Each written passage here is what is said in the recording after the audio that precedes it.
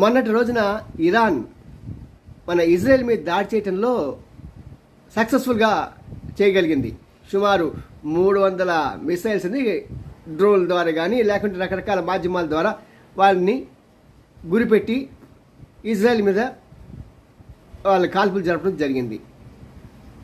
దీనివల్ల ఇజ్రాయెల్కి పెద్ద నష్టమేం జరగలేదని చెప్పుకున్నారు. సాధారణంగా ఎవరైనా అలా చెప్పుకుంటారు. మరి వీళ్ళు అలా చెప్పుకుంటారు. నిజంగా జరగకపోయి ఉండొచ్చు.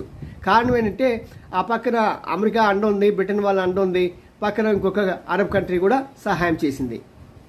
ఏదేమైనా సరే ఇప్పుడు ఇజ్రాయెల్ దేశం ఎంత గట్టిగా చెప్పుకున్నా సరే నాకేం కాలేదు అన్నా దేశంలో ప్రపంచంలో పరువు పోయింది. మన సినిమాలు చెప్తారు చూసారా, నీ ఊరు వచ్చాను, నీ ఇంటికి వచ్చాను, నీ నట్టింటికి వచ్చి కొట్టాను అని, కొడతానని. మరి అలా కొట్టింది ఇరాన్. మరి ఇరాన్ ఇలా కొట్టినప్పుడు ఇజ్రాయెల్ ఎలా స్పందిస్తుందో చూద్దామండి.